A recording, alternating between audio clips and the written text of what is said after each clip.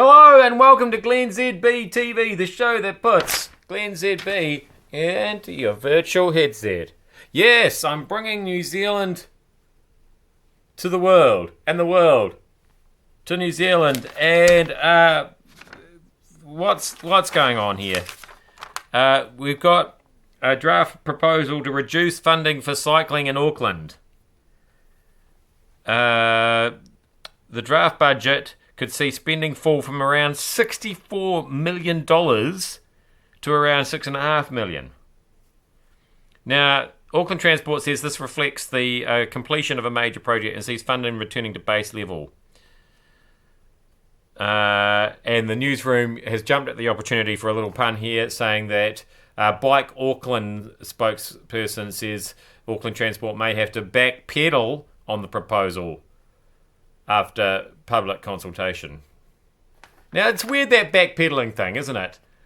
Because on most bikes, if you do that, nothing happens at all. You're just coasting at that point.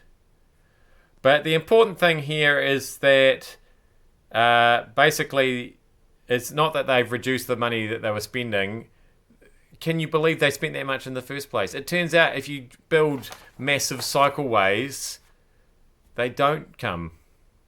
You just have massive cycleways with no bikes on.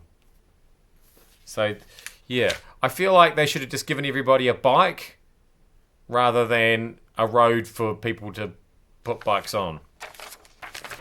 Oprah says she's not running for president because it's not in her DNA. Which, of course, means she's definitely going to be running for president. All prospective presidential candidates say they aren't running right up until the point that they run.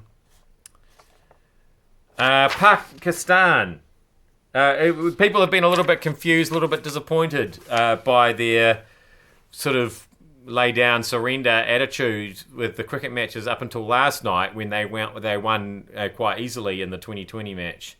So obviously what they were doing there is that they deliberately lost an entire one-day series and the first 2020 match to lull the Black Caps into a false sense of security, so they weren't prepared last night when they actually suddenly remembered how to play cricket. The Black Caps did not see that coming. So in order to win that match last night, they had to lose all those previous... Very clever, Pakistan. Didn't see that coming. However, this one was a little bit easier to see. Turns out, the world's highest paid magician, and in my view, probably the world's creepiest magician, he's denying allegations he drugged and assaulted a model in 1988. I don't know. Why would we be suspicious of this guy who here is quite clearly putting somebody into some kind of stupefaction, some kind of trance, just so he can do weird watery things to her there? And here he is, completely different pretty lady, putting her in a trance. I mean, I don't know if there are drugs involved, but probably. Just so he can then force her to tie him up. Here he is putting another lady in a trance. Forced definitely against her will by the looks of things. Grabbing her by the face. You can see she's completely out of it by that stage. And then he puts a sheet over her. What a pervert. And at which point she disappears without trace and we never see her again. So, yeah. Somebody should have stepped in and said, "Oi, Copperfield, no."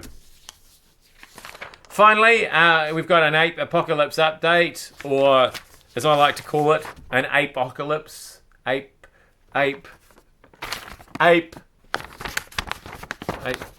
Anyway, basically what's happened here is Chinese scientists have successfully cloned some monkeys. So you know what that means.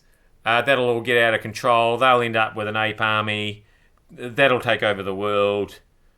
So the race is on, really. Will it be robots? Will it be aliens? Or will it be alien robot technology spliced into ape DNA, so we have all three? Either way, we're doomed. It's about to happen. The end is here. On that note, have a great weekend. I am Glenn ZB. Thanks so much for having me in your virtual headset. See you back here again on Monday.